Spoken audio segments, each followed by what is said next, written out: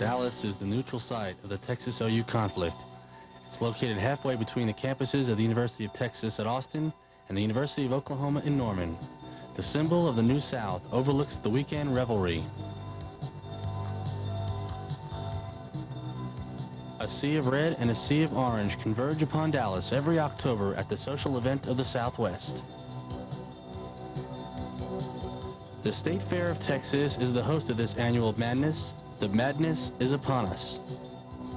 It's the weekend for which people stay up all night to buy tickets to get into the Cotton Bowl and then sleep through the game. Color them red or orange on Sunday, color half of them blue.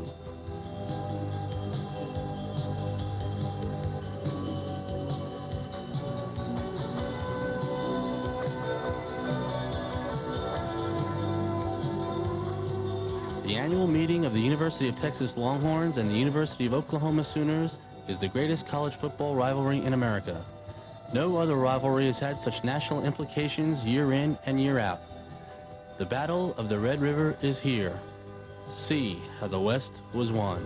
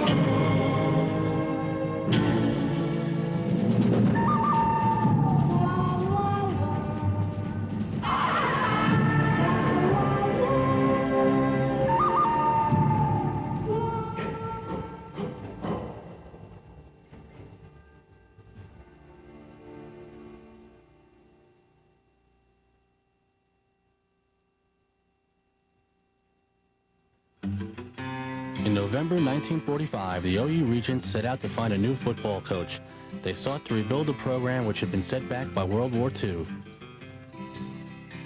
In January 1946, the Regents hired Jim Tatum as head coach and Bud Wilkinson as his assistant. Texas returned with their star coach Dana X. Bible. Bobby Lane would lead the Horns into battle. In 46, Texas opened the scoring with a lane keeper from the 1. Texas 7, OU nothing.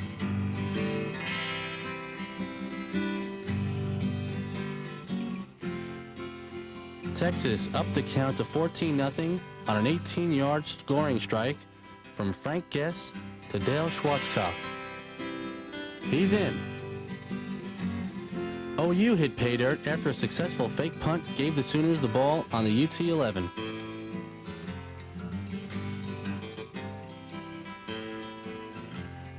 Jim Owens rumbled in 14-6 Texas.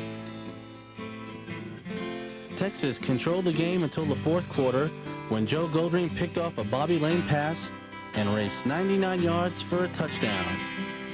Watch this Sooner race to Oklahoma. Texas would lead 14-13. But the Biblemen would hold on to beat the Oklahoma Sooners 20-13.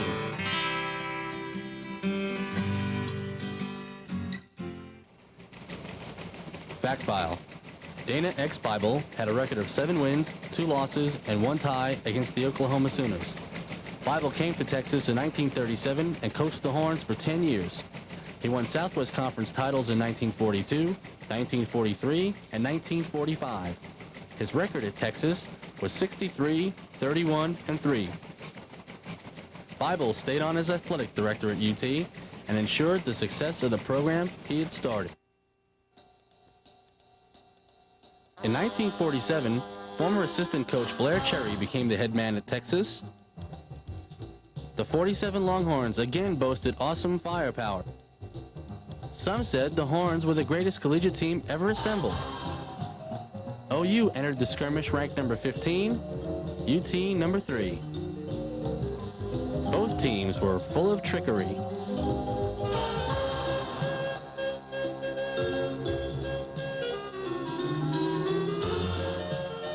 Texas takes the snap. Guillory gets the torch on the Statue of Liberty. He scampers around left end. He breaks one tackle and another. Cutting for the end zone. He's in there. Touchdown, Texas.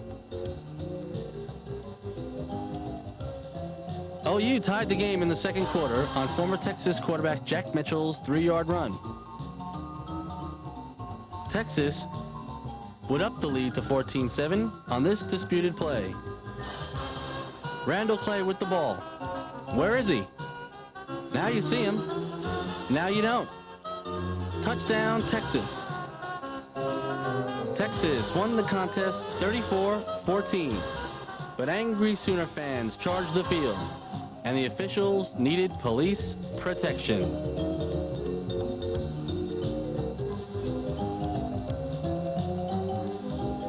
After the game, fans would roam the fairgrounds, seeing its many sights and technological wonders.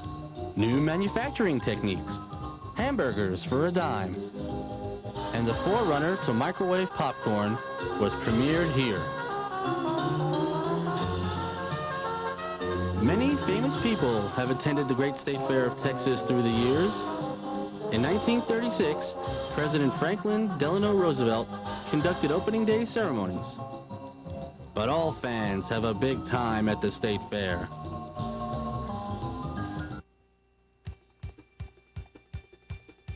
OU entered the 1950 season with 23 consecutive victories. Texas was number 4 in the land, and the Sooners were number 3.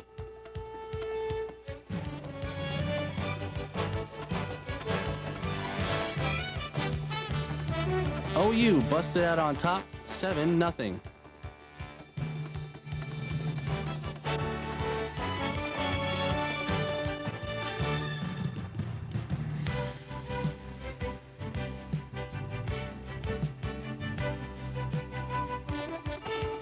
But Texas would tie the score on this 15-yard run, 7-7.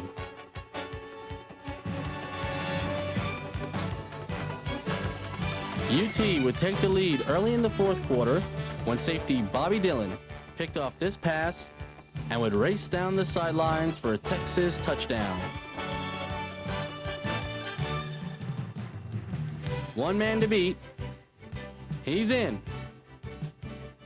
Texas kicker Billy Porter missed what would be a crucial point after, and UT led 13-7. With less than 5 minutes to play, Texas punter Billy Porter couldn't handle a low snap, and OU recovered on the UT 11. 2 plays later, Billy Vessels bucks it over from the UT 11 for a touchdown that tied the score. They kicked the extra point, and Oklahoma wins 14-13. OU finished number 1 in the nation and Texas finished number 2 in the final poll.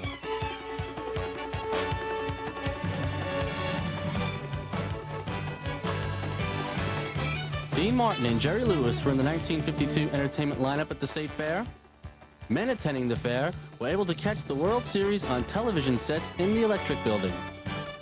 Some even viewed it on an enormous 27-inch screen.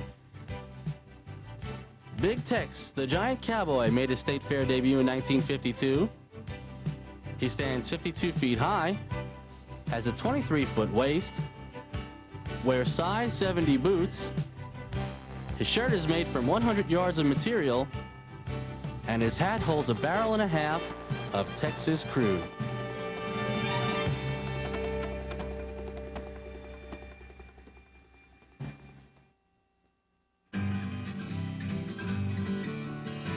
In 1953, the Sooners opened the scoring on this one-yard plunge as a coast-to-coast television audience watched. Texas to punt. The catch. The run. 1 block. 2 blocks. He heads for the outside. These Sooners will score. 1 man to beat.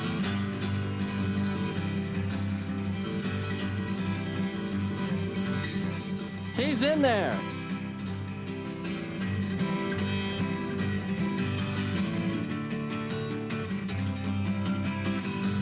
Touchdown, Oklahoma. Texas having a hard time stopping the Sooners.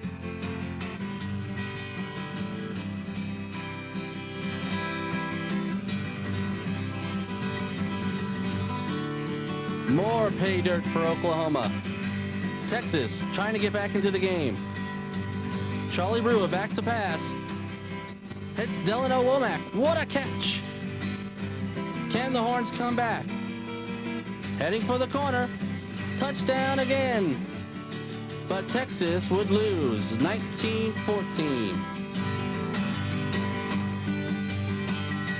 In 1954, Oklahoma tripped UT 14-7 for their 6th win in their last 7 tries.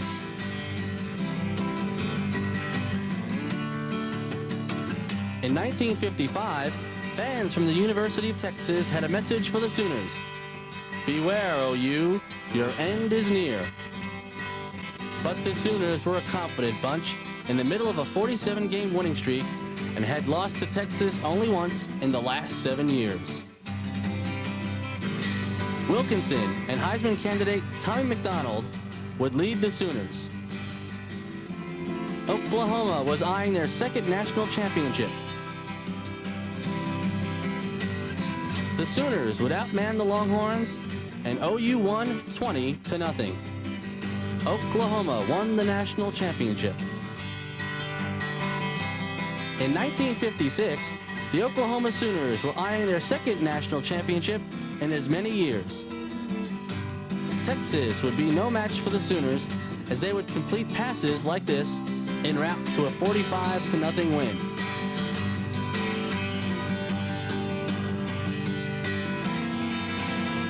Oklahoma opened the 1958 season as the #1 team in the land. But Texas had a new coach in Darrell Royal. Texas would beat the Bird into the end zone on this 2-point conversion and take an 8-0 lead. But the Sooners would take the lead 14-8 on this defensive gem by Jim Davis. Texas would win for the first time in 8 years on this jump pass, 15-14. Darrell Royal had beaten his former coach, Bud Wilkinson.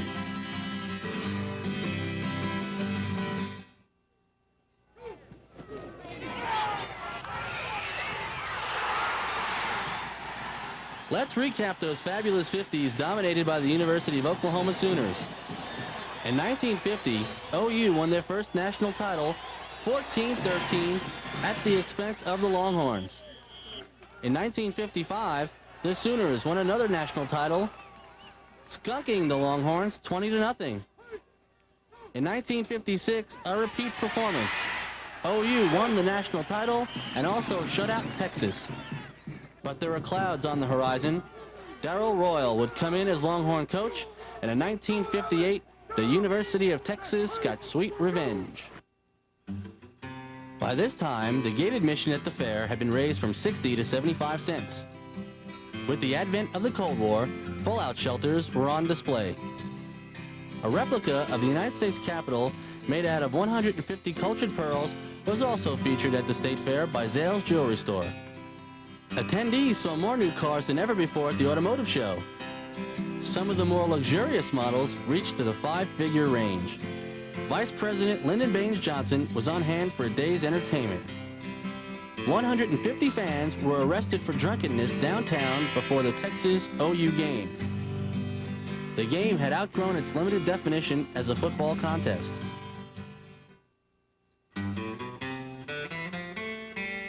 In 1962, the number 2 ranked Longhorns would take what would seem to be an insurmountable lead on this fumble recovery in the end zone. Texas led 9-0.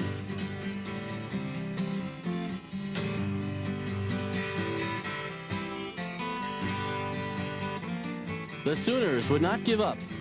They would hold the Longhorns in this savage defensive struggle. OU with the ball. The option. The halfback throws. Lance Rentzel catches it in the end zone. Touchdown, Sooners. But Johnny Treadwell would block the extra point and keep OU within 3 points. But Texas had a defense of its own, and they would shut down the Sooners on this day. Final score, Texas 9, OU 6.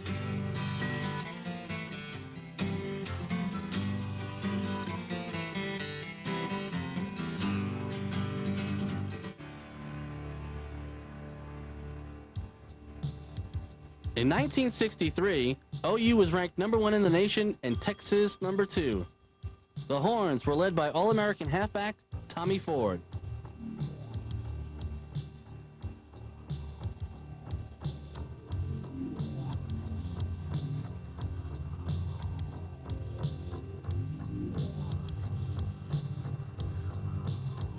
The Sooners, a rough and tumble bunch.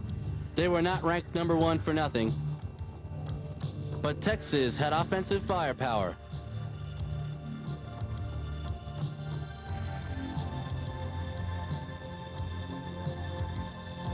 But Carlisle got nothing. Tommy Ford runs through the Sooners for a touchdown.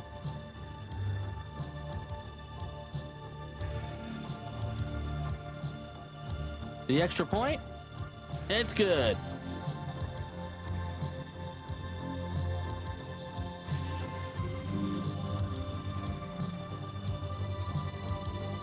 This kickoff is an example of the vicious tackling that the Longhorns had been known for under the Royal regime.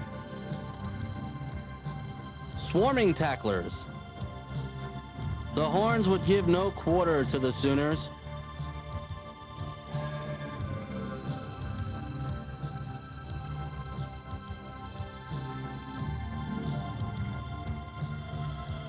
It's on the ground. The Longhorns have it.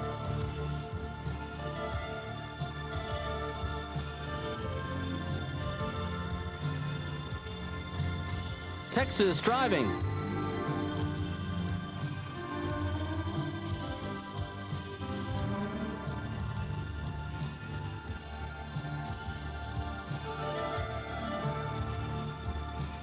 But the Sooners were tough as nails.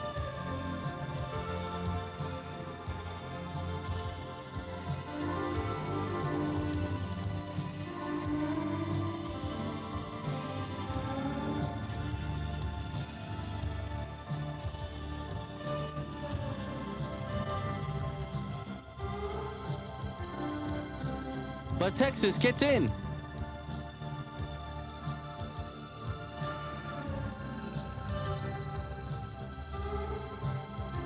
It's good.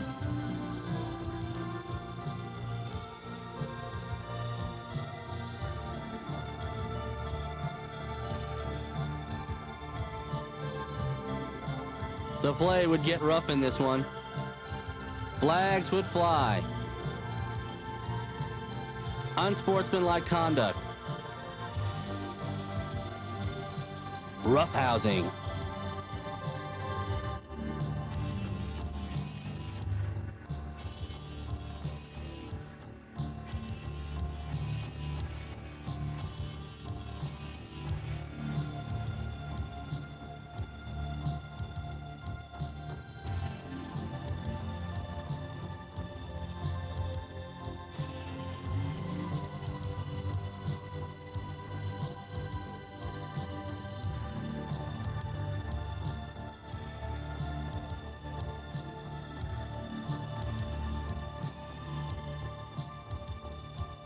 But Texas would be on top this day.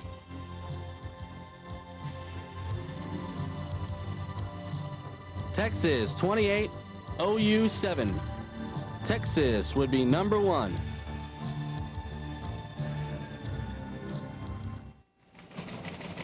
Fact file. The Texas Longhorns won their first national championship in 1963 after being ranked number 1 4 previous years. In 1941, the Longhorns under Dana Bible had the top spot. In 1946, again behind Bobby Lane. And under Royal, the Horns were number 1 in 1961 and 1962. Fact file. Oklahoma Sooner coach Bud Wilkinson won 10 and lost 14 against the University of Texas. Wilkinson's record was 149 wins, 29 losses, and 4 ties. He won 4 Orange Bowls as OU won 14 conference championships. He was the man that the university chose to lead the Sooners to national prominence, and he did just that. Wilkinson resigned in January 1964 to run for United States Senator in Oklahoma. He was defeated. Bud Wilkinson built the Crimson and Cream into the powerhouse of the 50s, winning titles in 1950, 1955, and 1956. Norman, Oklahoma would never be the same. Sooner fans will never forget the man they called Bud.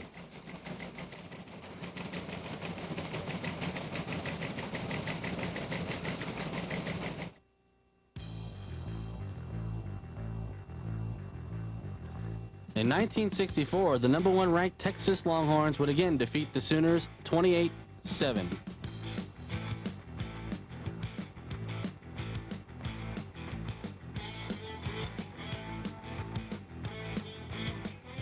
In 1965, the number 1 ranked Texas Longhorns bested the Sooners 19-0.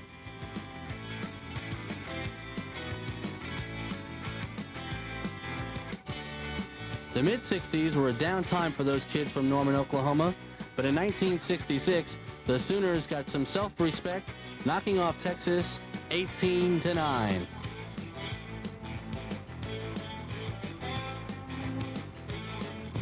"1967 was known in Dallas as the night it rained furniture, as sofas and love seats went flying out the windows of the Baker and Adolphus hotels. But Oklahoma won the contest on the field.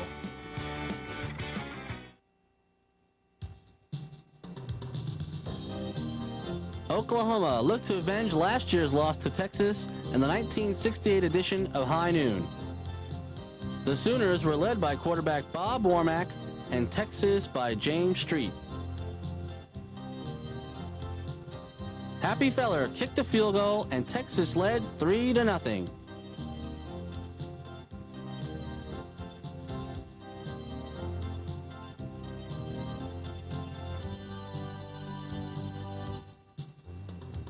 OU would come right back on this pass and take a 7-3 lead.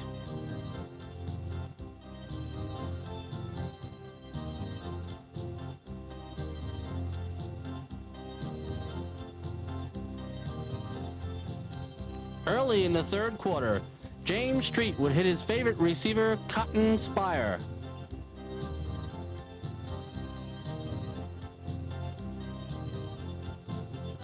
But OU had an offense of its own.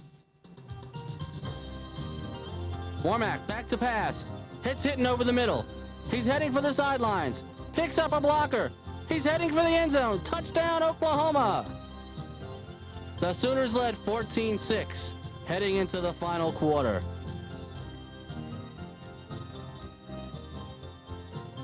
But Steve Wooster would bust it over, and the two-point conversion by Chris Gilbert would knock the score at 14.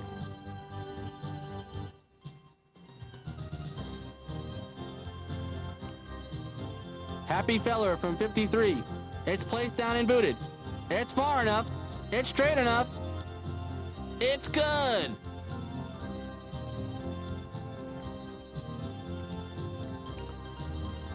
Texas would nail Warmack in the end zone for a safety. 19-14 UT.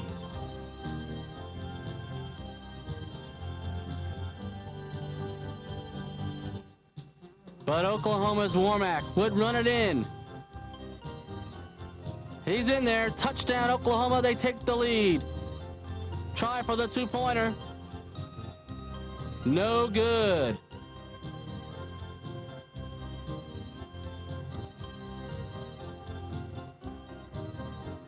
Cotton Spire takes it at the 7.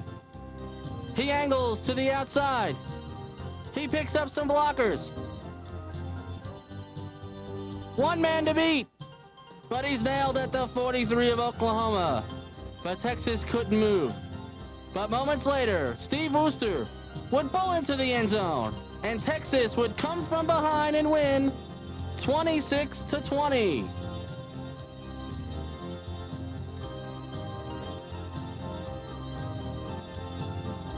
A great victory for the Wishbone.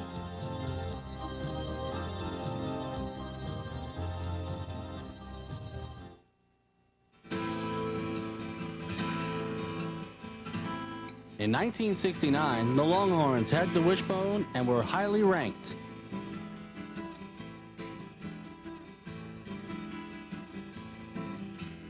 Jack Mildren opened the scoring on the 7-yard run around left end. Oklahoma 7, Texas nothing.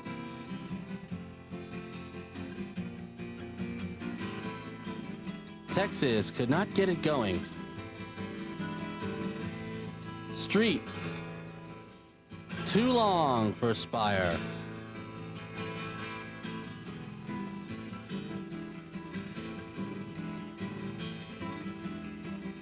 Mildren, a Texas nemesis for years to come, hits his man at the sideline.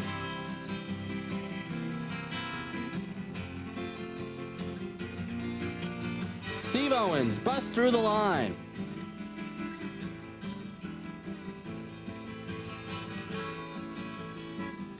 The pitch to Coy. Touchdown, Texas.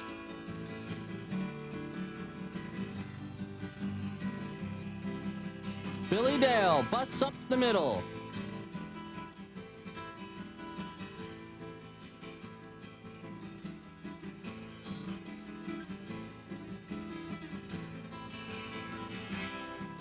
Wooster pulls it in. Texas wins 26-20. What a relief.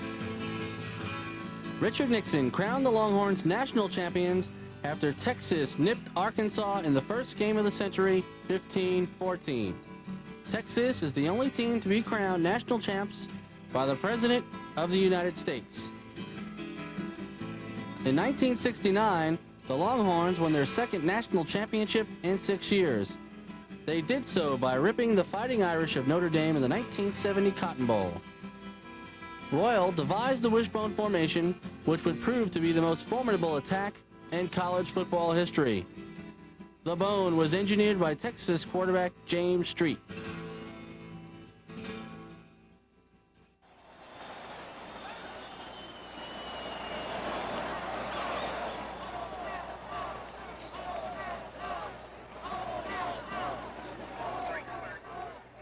Let's review those turbulent 60s and see how it affected the series.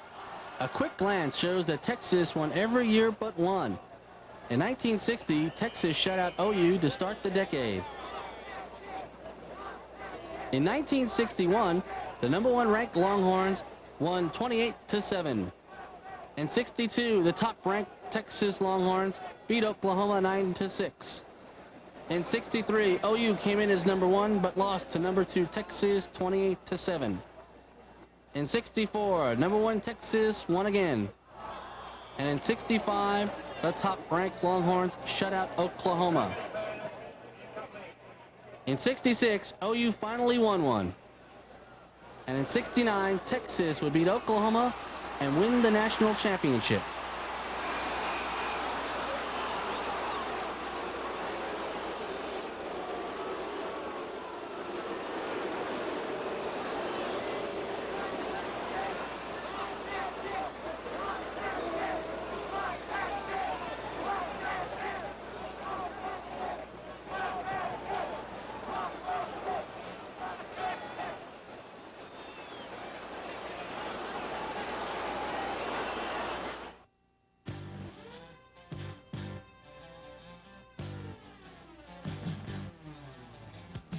The decade of the 70s would find both schools vying for national prominence.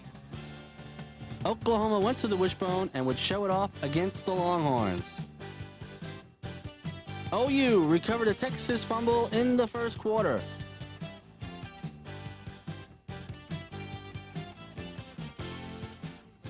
The Sooners, led by Jack Mildren, would try their version of the wishbone on 1st and goal. They'd be stopped on 2nd and goal. 3rd and goal. And Texas would hold.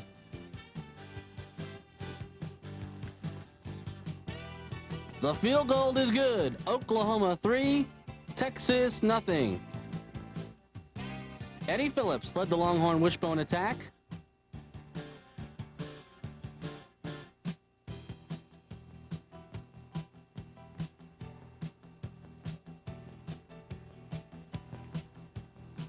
Bertelsen rambles in from the 9. Texas touchdown.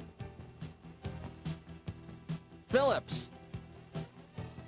And a touchdown pass. Phillips scampers in and the route is on. Texas wins 41-9. Texas would go on to their 2nd straight regular season national championship.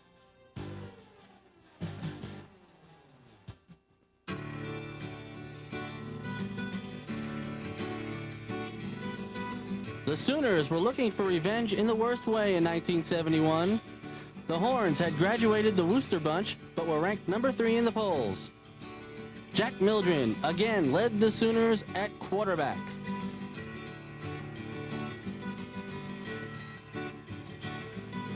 Mildren on the option. He's in for the score. Oklahoma, using their version of the bone, ran Texas ragged all day. Final, Oklahoma 48, Texas 27.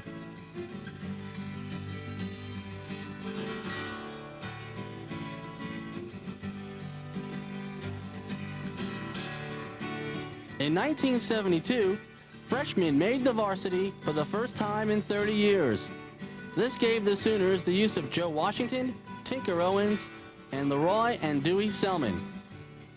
Oklahoma would trash Texas on this day, 27-0. Texas would be shut out for the first time in 101 games. Fact file, Chuck Fairbanks.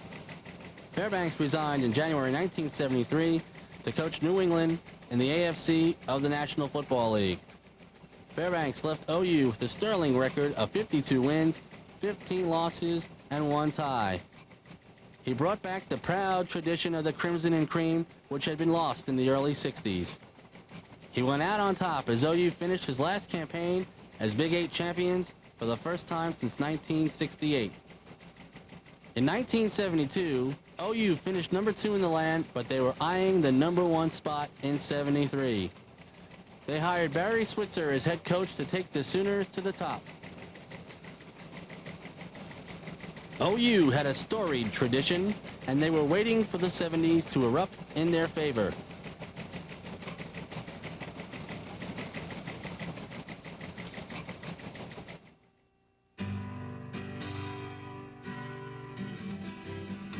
In 1973, the Sooners were looking to trash Texas. The Cotton Bowl was again the site.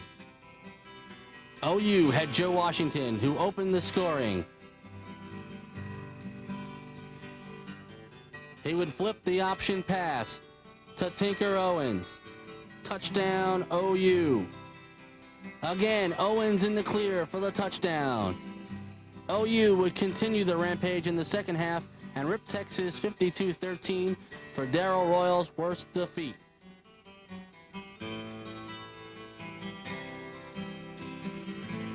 The University of Oklahoma, undefeated in 1973, looked to continue their domination of Texas in 1974.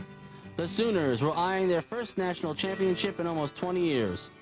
OU would come from behind to rip Texas 16-13. The Sooners would win the national championship.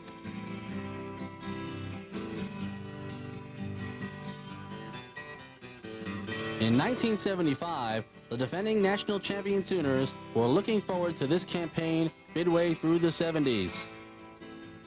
Texas, with wishbone quarterback Marty Akins, would come to the forefront.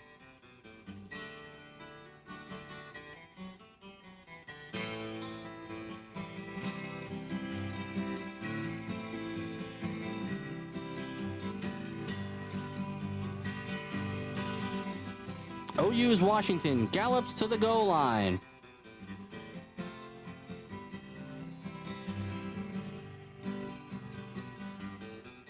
A block punt.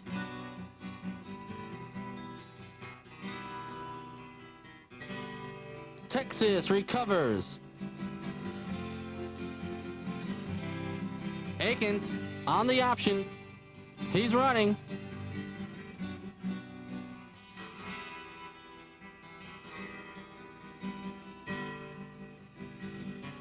Akins rolls out.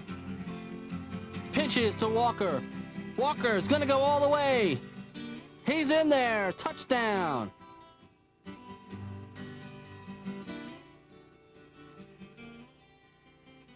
Fumble. The Horns have it.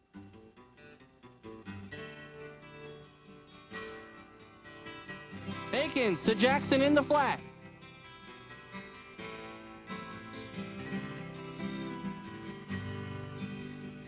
Erkslaven. The field goal is good.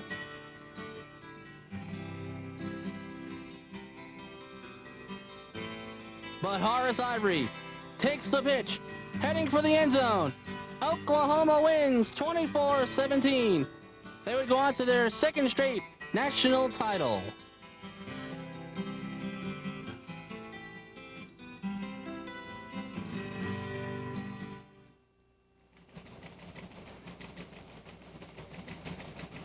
Fact file.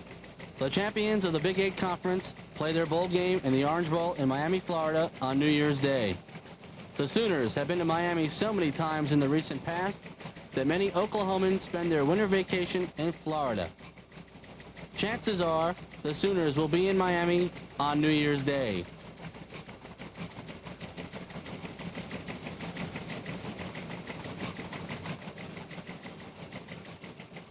Fact file. The Big 8 Conference.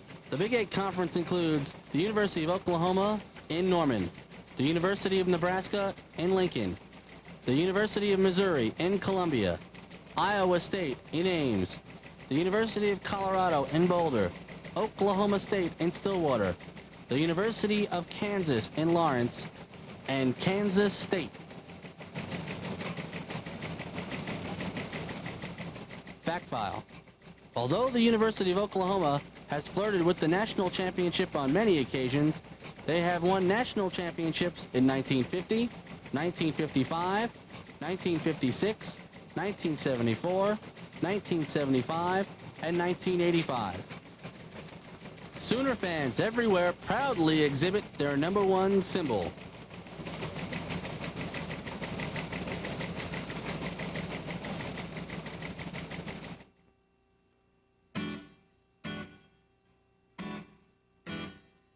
Texas looked to beat Oklahoma for the first time in 5 years, and many felt 1976 could be the year Texas ended their drought in this series. The defending national champ Sooners were ranked number 3 and Texas number 16. This was a defensive struggle. Texas led 6-0 going into the fourth quarter, but with only 1 minute 40 seconds left in the game, the Sooners scored a touchdown. But the extra point was missed, and the game ended in a 6-6 tie. This was Darrell Royal's last game.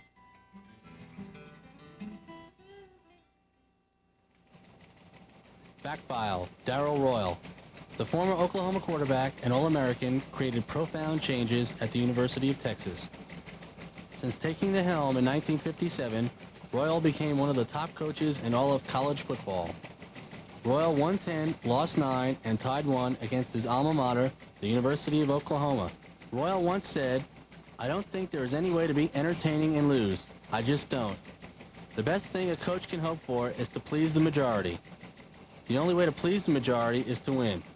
And when he did, Royal won 167, lost 47, and tied 5 as head coach of the Texas Longhorns. "I want to be remembered as a winning coach," Royal said, "and also as an honest and ethical coach. I wouldn't have stayed in coaching if I hadn't won enough to keep me satisfied. I don't think I'm the greatest coach that ever came down the pike, and I sure as hell don't think I'm the worst." And he wasn't, and he'll be remembered.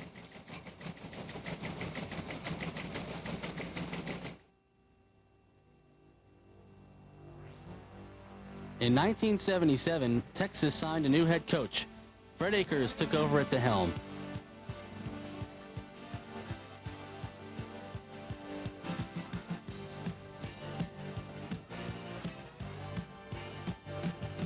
The Longhorns had a stable of talent, led by number 20, Earl Campbell, the Tyler Rose.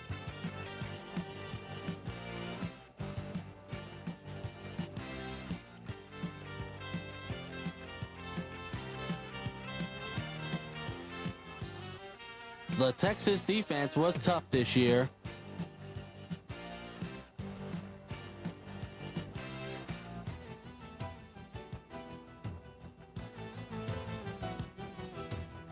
Erxleben from 63. It's placed down and booted.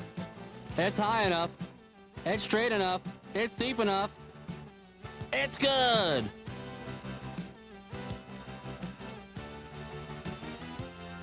McEachern to Jackson in the flat.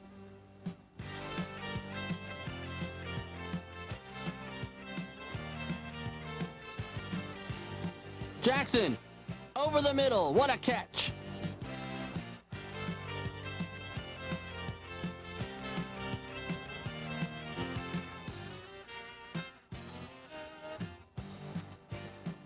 Handoff to Campbell. Steve Hall. A great block. Touchdown, Texas. Now it's time for the Texas defense. Johnny Johnson would save the game with this tackle at the 4.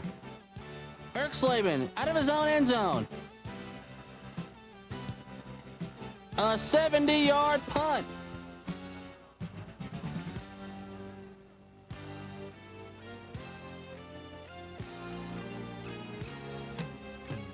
The Texas defense would hold Oklahoma at bay. Texas 13, OU 6.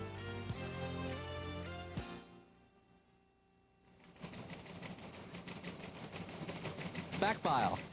The champions of the Southwest Conference played their bowl game in the Cotton Bowl in Dallas on New Year's Day. The conference affiliated with the Cotton Bowl in 1940 and in 1942 passed the rule making it impossible for the Southwest Conference champion to play in any other bowl game. Texas has been to the Cotton Bowl more times than any other conference school.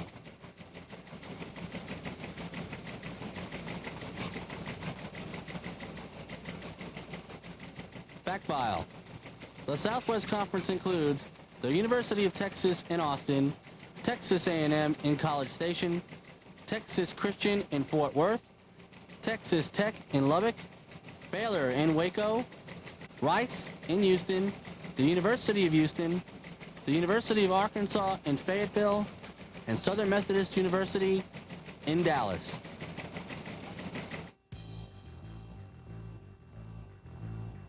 In 1978, Freddie Akers had a lot to cheer about. Akers had quarterback Randy McEachern back. He also had old reliable Russell Erxleben, the best kicker in football. Texas also boasted the world's fastest college football player, Johnny Lamb Jones. The Longhorns could count on Johnny Johnson at safety, possibly the greatest athlete in UT history.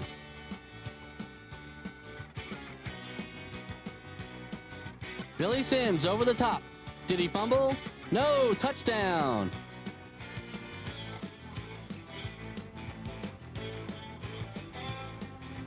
A.J. Jones returned kickoffs for Texas.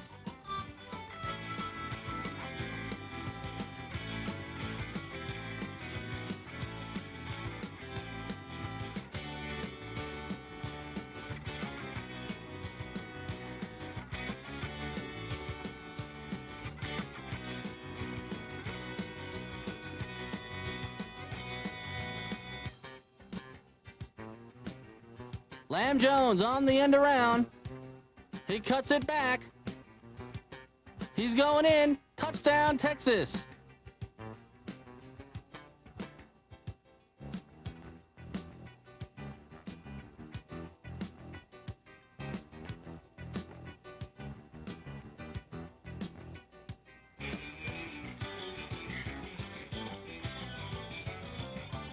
Donnie Little back to pass.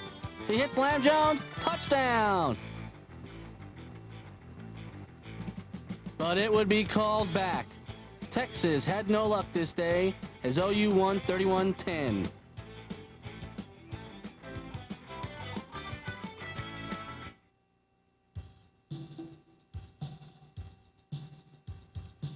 OU looked to make it 2 straight over Texas in this last year of the decade. The Sooners were number 3 and led by J.C. Watts at quarterback. Texas countered with Donnie Little at quarterback and led by the Jones boys. Billy Sims would run past the Horns.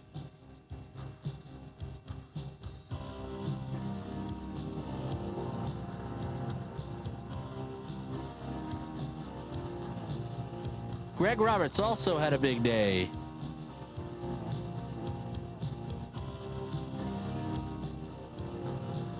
But Jam Jones would dent the Sooners.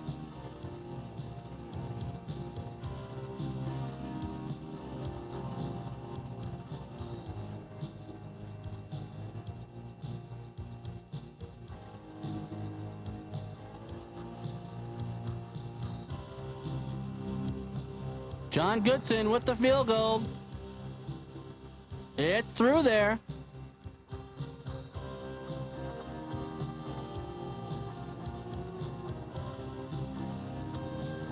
Hatchet with the INT. Heading for the goal line.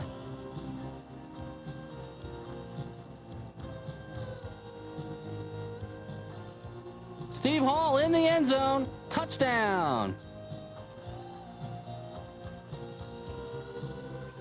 This could be the best Texas defense of all time.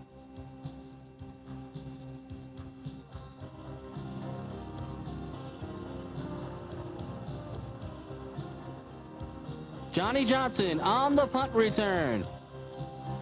Johnny was possibly the greatest punt returner since Jack Crane in the early 40s.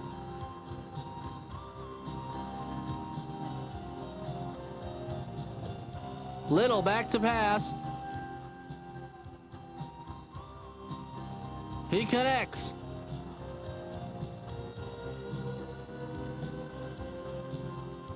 He pitches.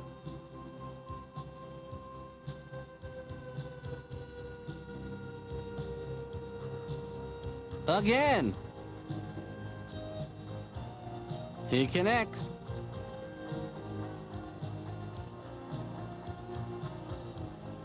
Another field goal.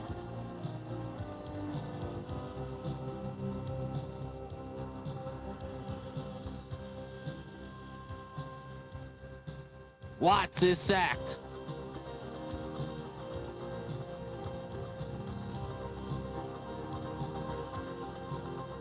Fumble.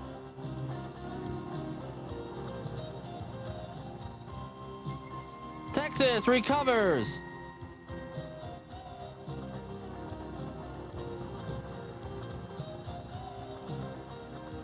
Goodson again, his third of the day.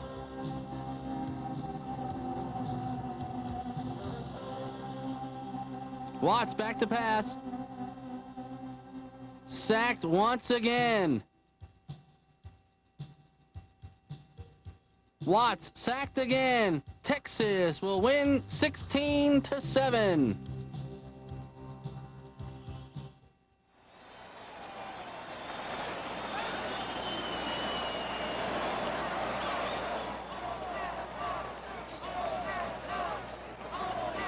Let's recap the 70s.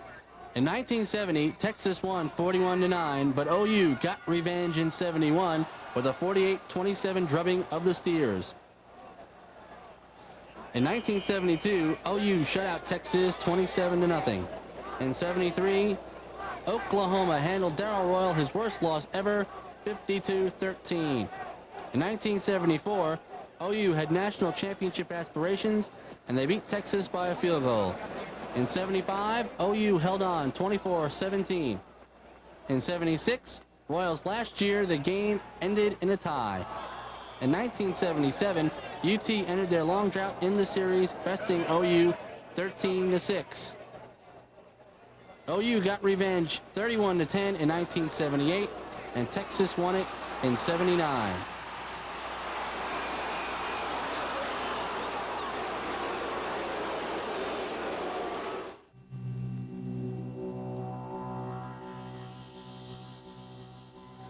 The 80s opened with UT picked third in the Southwest Conference.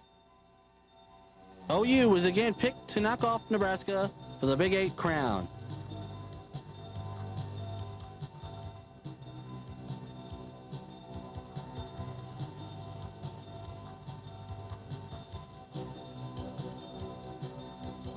Texas struck first. Rodney Tate scores, and UT led early.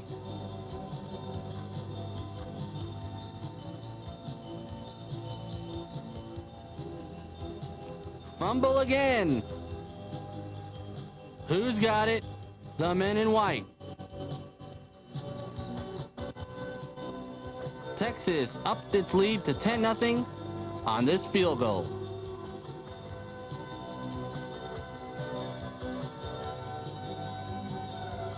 OU's wishbone was stalled.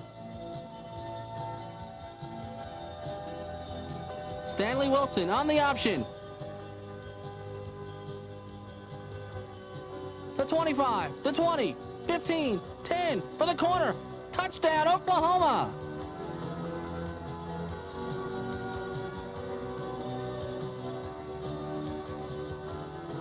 Another big run. 45, 40, 35, 30, 25. Down at the Texas 17. Texas held, but OU takes a 13-10 lead on this field goal. But Texas would come right back. Tate did not get in. But Rodney Tate would get in on this play. Texas 17, OU 13. The Horns hold on to win 20-13 and are the #1 team in the nation.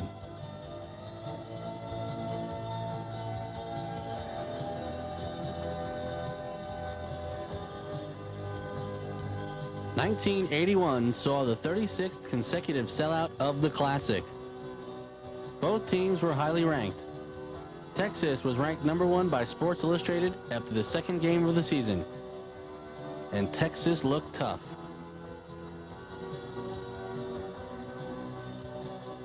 OU recovers on the kickoff.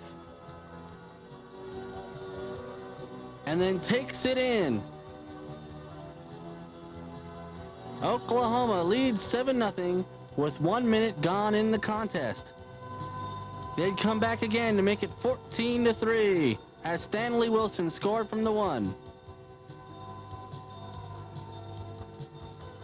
5:12 left in the first half. But at the start of the third quarter, Texas would mount one of the most dramatic comebacks in the series history. Jones would score. Ken Sims recovers a fumble. Allegre kicks the field goal, cutting the gap.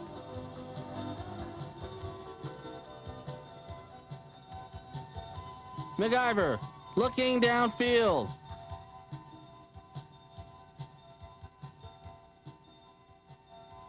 Touchdown, UT.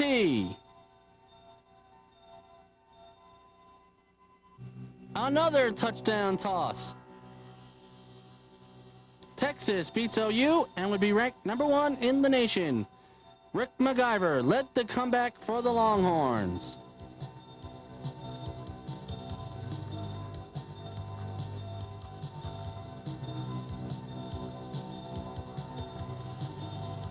In 1982, OU sought revenge against the heavily favored Longhorns, and revenge was theirs as OU dumped Texas 28-22.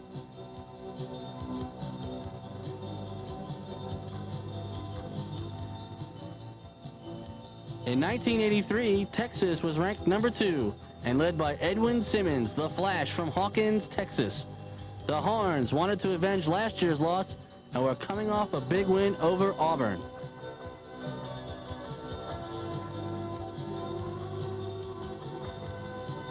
Simmons would run up the middle to daylight. He's gonna score, touchdown! Texas ripped OU 28-16. Texas would finish the regular season undefeated, but would lose the national championship by a point, 10-9.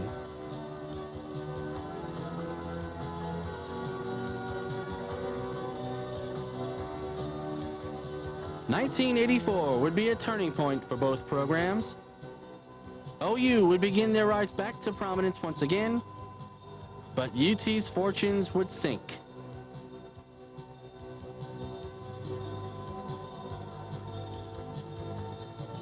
This would be the last time in recent memory that Texas would be ranked #1. On a rainy day in the Cotton Bowl, both teams would slip.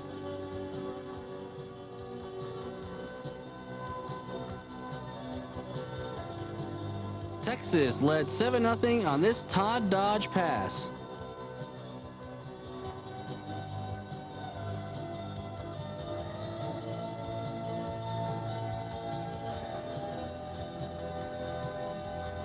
A field goal would make it 10-0 UT.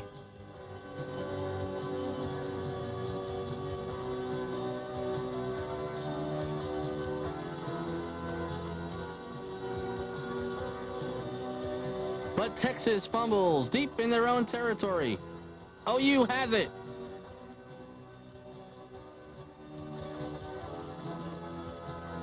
Touchdown, Oklahoma, 10-7 Texas.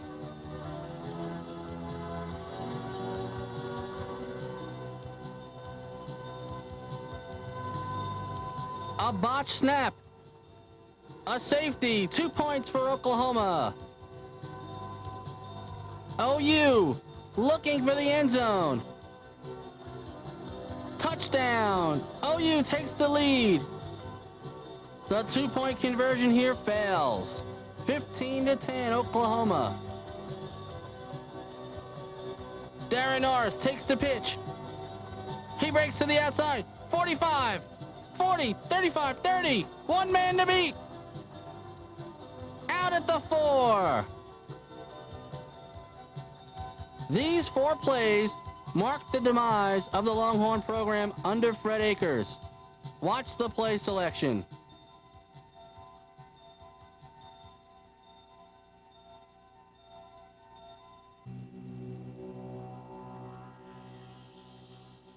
On 4th down, they try to go wide. They fool no one. OU holds. The Sooners take a safety and lead 15-12 with 2 minutes left.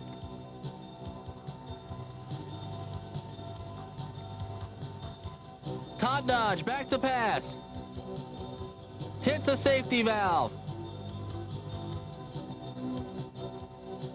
Is it a fumble? No, the refs call it down. Dodge again, looking for the end zone. Incomplete. An interception? No. Texas runs out on the field and kicks a field goal with no time left to tie Oklahoma. Texas fell from number 1.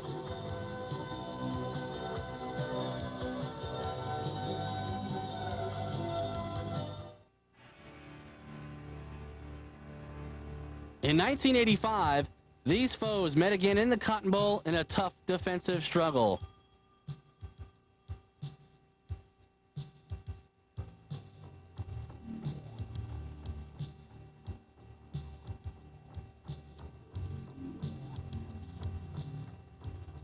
Aikman back to pass. He's leveled. Cooper on the recovery. He's got it. He's in the end zone. Texas leads 7-0. OU ties the score on this play. They said he was in. 7-7. Dodge back to pass. Hits Mr. Excitement, Eric Metcalf. Aikman looking downfield. Incomplete. Aikman back to pass. He'll be sacked.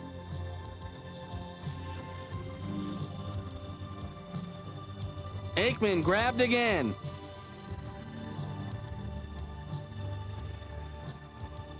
And helmets will fly. Dodge back to pass. Intercepted by OU. Here's the option. 40, 35, 30, 25. He's going to go all the way. Touchdown, Oklahoma.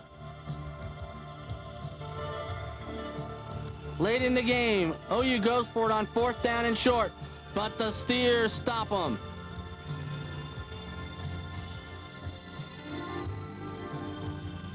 One last gasp for Texas. It's complete, but not good enough. Let's see that play. This play was the margin of victory for Oklahoma. 14-7.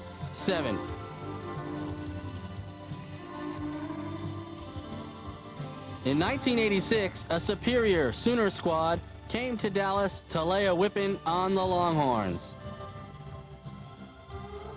OU had escaped narrowly the year before, but this time the Sooners would prevail. Fred Akers looked on for the last time, and OU won 47-12.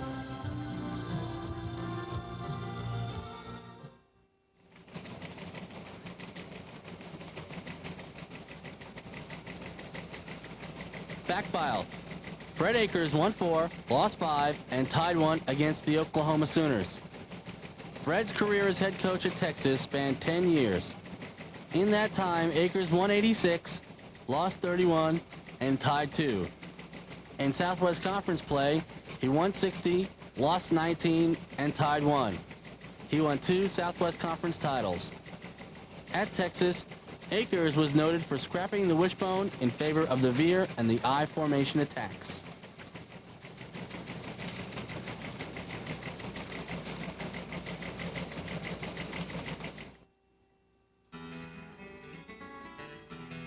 In 1986, the State Fair of Texas celebrated the Texas Sesquicentennial with one-of-a-kind exhibits from around the globe.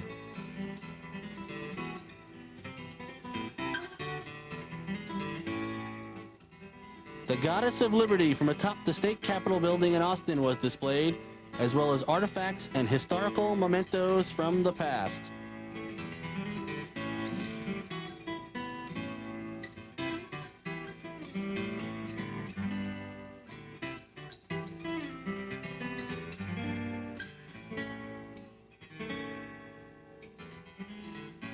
A copy of the Magna Carta, donated by Ross Perot, was on display. The Magna Carta is the basis for constitutional law in English-speaking countries.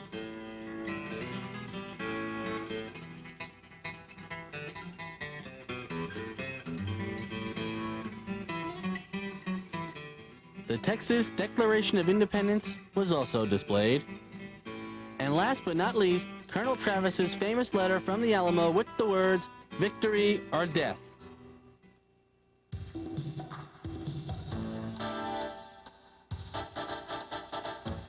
In 1987, it was victory or death for Texas against OU. But the Sooners reminded Texas who lost the Alamo. Texas had a new head coach in David McWilliams, but the results were old. 44-9 Oklahoma to make it 3 years in a row. Texas fans wanted to know, when will we beat Oklahoma?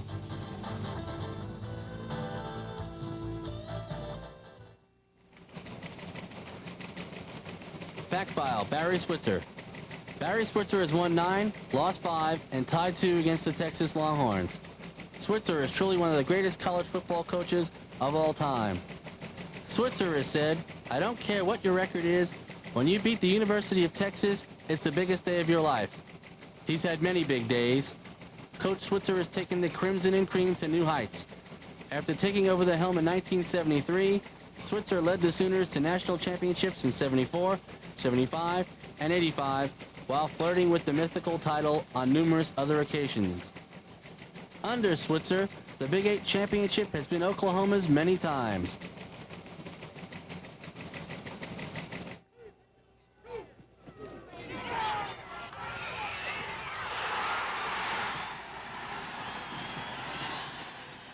Let's review those 80s. As you can see, OU leads it 4 wins, 3 losses to a tie. But this series has gone back and forth through the ages. If Yale versus Harvard can best be described as an intellectual rivalry, then Texas-Oklahoma is just the opposite. It is raw, rugged, and deadly serious. Fights break out in the stands as well as on the field. It features some of the most aggressive tackling in the sport. At the moment of the kickoff, players are jumping up and down as if they've swallowed something from the chemistry lab and waving their arms in the manner of John Wayne leading the troops on a charge out of the trenches. The bands are simultaneously bursting forth with the Eyes of Texas and Boomer Sooner, and more than 75,000 maniacs, pretty evenly divided, are standing and screeching.